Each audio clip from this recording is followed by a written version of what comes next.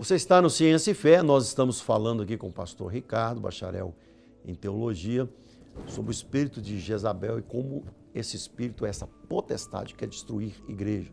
Principalmente você, pastor, fique ligado conosco aqui, isso é muito importante para a sua igreja, para você detectar. Mas, pastor Ricardo, ali no começo do seu livro, logicamente, você começa lá na Jezabel mesmo, que foi aquele demônio que se levantou contra Elias, né? Isso mesmo. Elias é o nosso maior profeta da Bíblia, Amém. né? É o exemplo, como Moisés é o exemplo da lei, Elias é o exemplo da palavra profética. E Elias é impressionante como ela intimidou Elias, né? Você vê Elias muito forte ali no Carmelo, ele consegue destruir 450 profetas de Baal, 450 de Azerás, que eram os que ela tinha trazido para o reino. Mas ali, quando ela intimida, ela vem com uma força demoníaca. Elias já estava estressado, cansado devido a toda aquela guerra. Elias passa aquele momento de depressão e vai para o Carmelo. Ali é muito forte quando ela fala para ele, né? Eu vou fazer com você igual você fez com os meus profetas. É complicado. Pastor, o casamento de Jezabel com Acabe, além de religioso, foi puramente político. Porque como ela era filha do rei dos Sidônios, automaticamente Acabe era rei de Israel. O que ela observou? Ela observou o seguinte: se eu casar com ele, eu consigo levar para a nação de Israel a minha religião e a adoração ao meu Deus. Foi isso que aconteceu. Quando Jezabel casa com ele, há uma união entre dois povos. Então o que ela faz? Ela traz o culto a Baal, que é considerado o senhor dos mortos, e também considerado o Deus que controlava a chuva, a água, a terra. Eles precisavam desses deuses, né? Porque não tinha controle, não tinha a ciência da natureza como tem hoje, né? Da meteorologia, de todo o esquema da produção agrícola, né? Da maquinário. Então eles dependiam desses deuses, supostamente que faziam chover, que traziam fertilidade. Verdade. Né? Então quando há esse casamento, vem essa adoração a Baal. Jezabel constrói então um templo especialmente para Baal. Ela traz esses profetas que o senhor mesmo citou, 400 profetas que serviam no templo de Baal, 450 para Azerá. Quando ela faz isso, ela também traz o culto a Moloque. Moloque é aquela potestade, cabeça de vaca, de boi, corpo de humano, e constrói até então uma estátua que ficava sentada com os braços abertos, cuja barriga tinha um buraco, aonde era colocado azeite. Por debaixo dessa barriga queimava-se madeira constantemente, aquele azeite fervia. Isso é tão diabólico que quando esse culto era oferecido a Moloque, tinha uma escada para se alcançar o buraco na barriga dessa potestade. O sacerdote então vinha, pegava uma criança viva, e aquele culto era regado a vinho, prostituição, lascívia, homossexualismo, lesbianismo, troca de casais. Era uma coisa perversa, promíscua. Então esse sacerdote vinha com a criança na mão, subindo as escadas. Quando ele jogava a criança no ventre de Moloque, os tambores tocavam para abafar o barulho dos gritos da criança. Isso é o que estava acontecendo. A criança era cozinhada dentro da barriga de Moloque. Viva, literalmente. Por isso que Deus fala que o povo de Israel estava sacrificando os seus próprios filhos a Moloque. E era geralmente um primogênito, né? Um primogênito.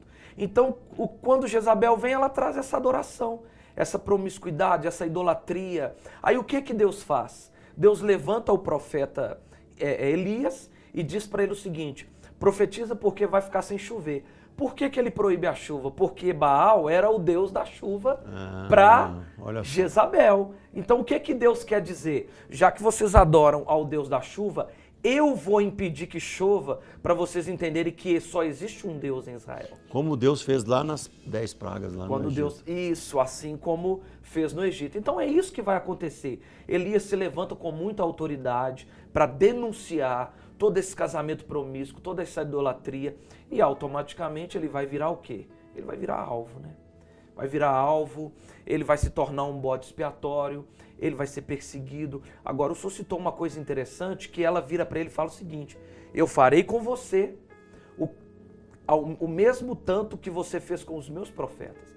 Você vê que é um ataque intimidador, é um ataque demoníaco, ela intimida ele. E ele já desgastado, já com aquela guerra contra os profetas de Baal, contra os profetas dos postes ídolos, já sendo perseguido há muitos anos, tinha se espalhado até então no reino que a cabeça de Elias era um prêmio. Acabe tinha espalhado que ele era o inimigo da nação, ele era o inimigo daquilo que Deus realmente queria fazer. A culpa de não chover era de Elias. Então ele é um profeta Interessante perseguido. que ele foge para a terra natural de Jezabel, né? Pra terra Ele fica na natural. casa da viúva, que era em Sidom, né? Isso mesmo. Que hoje seria o Líbano ali, né? Que é mais ou menos a localização geográfica.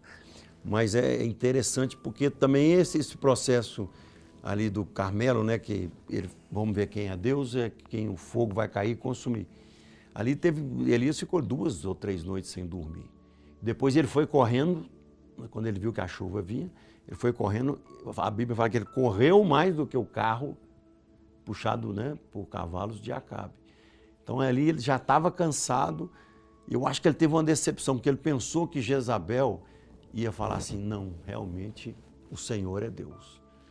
Também eu acho que porque Acabe assustou, né? Assustou. Acabe ele era um covardão, né? Covardão. Você vê que ele passa por um momento que ele teme a Deus, ele fala assim: não, Elias está certo, Deus dá até uma sobrevida para ele tem um certo arrependimento, mas depois a mulher vem e domina ele.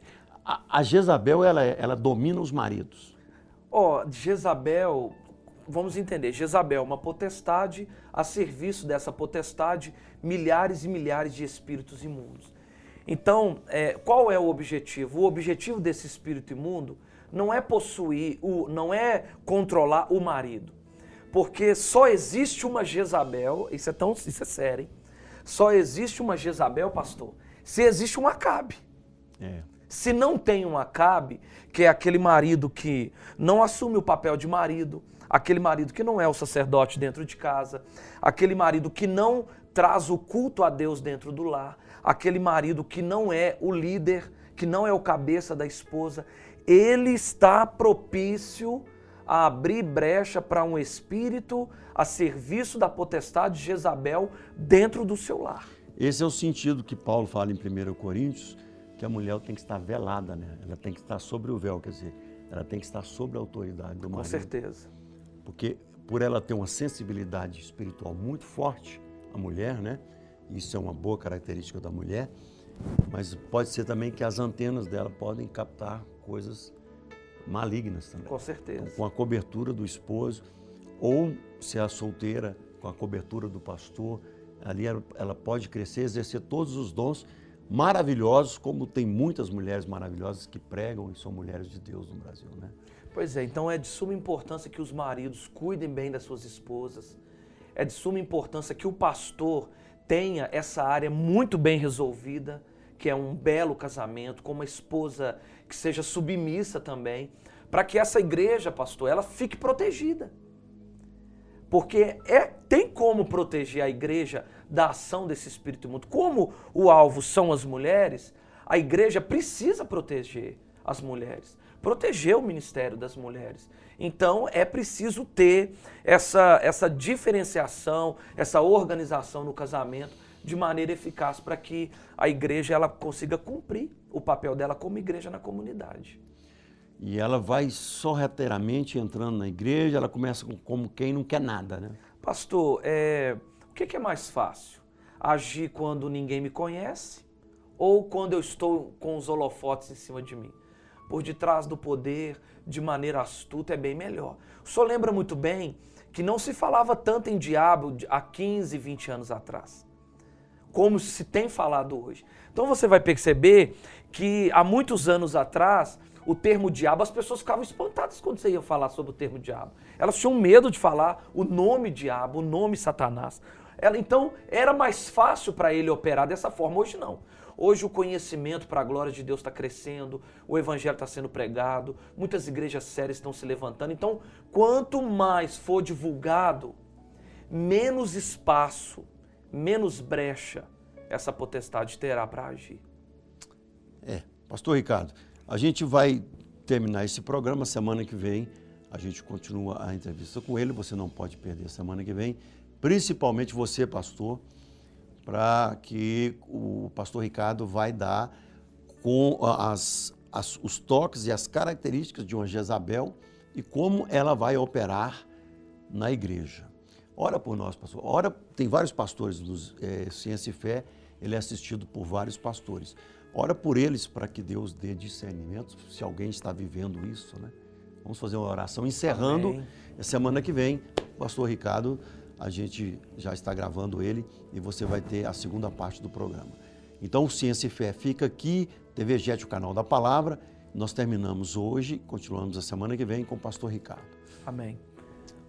Pai, Amém. em nome de Jesus, eu quero agradecer ao Senhor por esta oportunidade, Obrigado, te pedir em nome de Jesus. Jesus, alcança todos os pastores que estão nos ouvindo agora. É verdade. Pai, se tem algum pastor que está sofrendo intimidação, manipulação, perseguição, eu quero que o Senhor conforte o seu coração e eu quero que ele entenda, Pai, no nome de Jesus, que ele é possível vencer essa potestade, expulsar essa potestade. Deus dá autoridade, dá discernimento para ele, dá graça para ele, dá autoridade para ele. Espírito Santo de Deus, agora em nome de Jesus, alcança esse pastor, alcança essa família, alcança esse lar, livra esse homem de todo mal, livra esse homem de cair, Pai, em nome de Jesus, nesse laço astuto. Desde já eu te peço, em o nome de Jesus eu te agradeço, em o nome de Jesus, amém. Amém. Que esse programa seja levado dentro da sua casa e você vai vencê-lo, a vencer esse espírito, em nome de Jesus. Termina aqui o Ciência e Fé.